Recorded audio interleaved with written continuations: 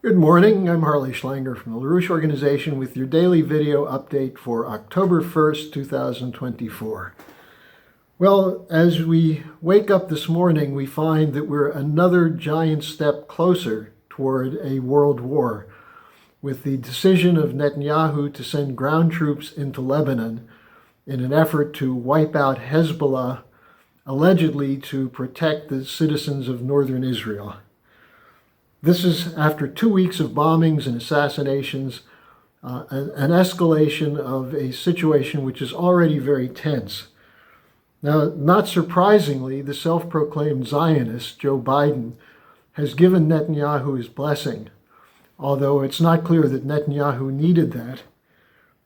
If you look at his deranged performance at the United Nations, it's clear that he intended to expand the war, including the possibility of attacks on Iran.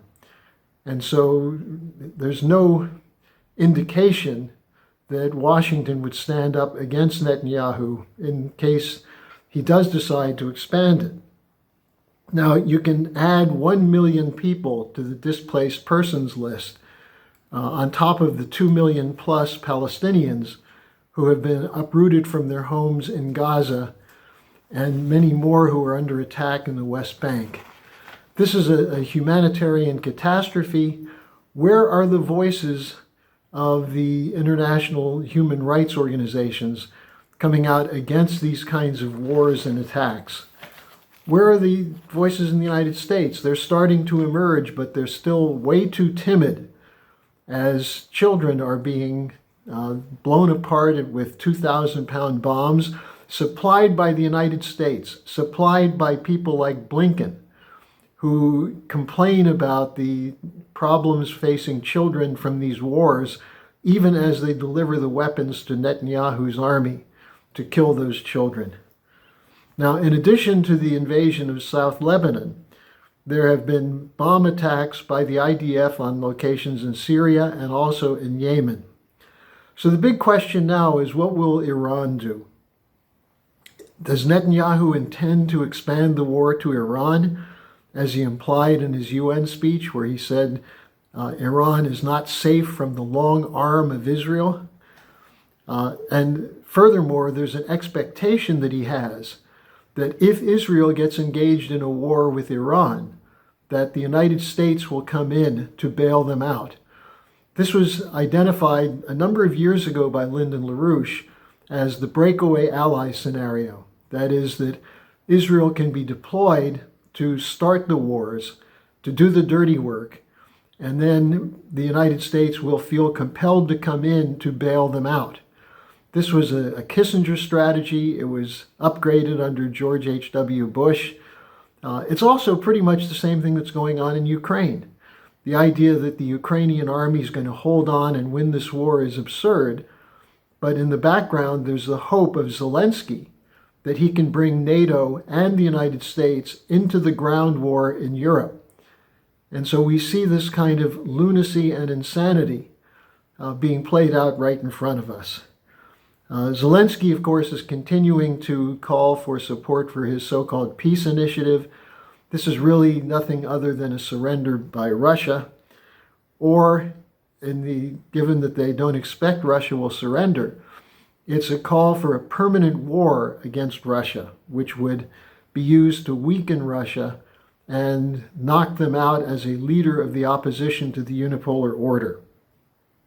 Zelensky denounced the Brazil-China formation of a group of Friends for Peace, which was held at the UN General Assembly, the first meeting, which has a promise of actually bringing more forces in to ensure that there can be legitimate negotiation, which has been refused by Zelensky and by the Biden administration. Zelensky denounced the Brazil-China plan as too pro-Russian. Now, meanwhile, today, a new NATO General Secretary is stepping in.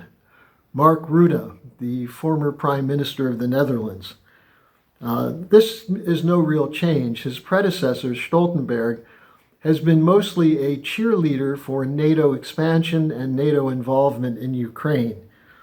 Rutte auditioned to replace Stoltenberg by denouncing Putin, by denouncing Russia, and by calling on NATO members to stop whining and get ready for war. But he's got a problem. It's a very extreme problem. First, NATO is losing the war in Ukraine. The Ukrainians are running out of manpower. The European countries are running out of patience with this war, which is a real drain on the economy. The opposition to war is growing in Europe. We see it with the vote for the Alternative for Deutschland in Germany, the vote for the FPÖ, the Freedom Democratic Party of Austria, the opposition to the ruling coalitions, because these ruling coalitions have made themselves vassals for NATO, UK, US war policy. We also see Rutte is going to have to deal with the fact that Zelensky and Biden have ruled out negotiations. So how can you have a negotiated settlement? How can you win a war against a nuclear power? They also are running into the problem of no support from the global south. We saw at the United Nations General Assembly that the divide between the pro-war forces in the north, the pro-empire forces really, and the forces of the global south who are demanding their recognition of their sovereign rights to development, there's a gap, a big split. And the attempt to win the global south over to support the Ukraine war and to support Netanyahu is not going to work, especially with the emergence of the BRICS and the upcoming BRICS summit in Kazan, Russia on October 22nd. The concern for most of the world's governments is for economic development to improve the life of their people, not to support the wars that benefit only the military-industrial complex of the advanced sector. So Rutte's got his work cut out for him. It's a thankless job. I see no real benefit to having a replacement of Stoltenberg. It's just putting in a new cheerleader. Finally, the other problem he's going to have is the desire to Trump-proof NATO. That is, to have enough money coming in to the military defense buildup in case the United States backs away if Trump is elected president.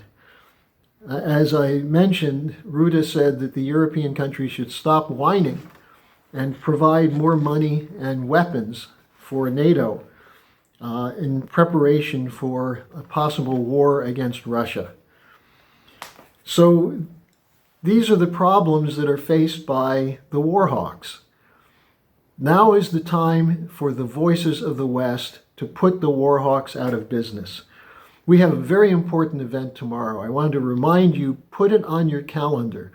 Wednesday, October 2nd at 11 a.m. Eastern Time, 5 p.m. Central Europe Time.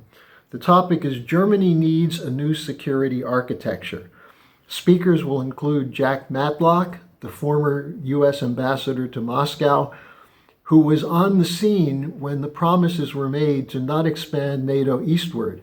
And he knows the full story. And he knows that the Russian special military operation was not unprovoked, but was provoked by NATO expansion and continues to be provoked by NATO expansion demands. Also speaking will be Ted Postal, a nuclear weapons expert, who is going to detail what will happen if the U.S. long-range nuclear-capable missiles are deployed to Germany, as Biden got an agreement from Chancellor Scholz to do by early 2026. This makes Germany a target, and Postal will go through what it would mean with a possible strike from Russia. Also speaking will be Helga Zepp-LaRouche, and then two military experts, one from France and one from Germany. So the link for this conference is in the description section. Given the step toward World War III that we've seen in the last 24 hours, now is the time for you to become active. And the best place to start would be to watch the video on Zoom tomorrow of the Schiller Institute event on Germany. So thanks for joining me. Hopefully I'll see you tomorrow. Hello, thanks for watching. Be sure to like, subscribe, and hit the notification bell so you don't miss any of our videos. Support our independence to produce videos like these. Become a member of the LaRouche organization at thelarouche.org/member. By becoming a member for $25 or more, you'll get special access to the EIR Alert Daily Briefing and Weekly Magazine, which is what I read to stay on top of things.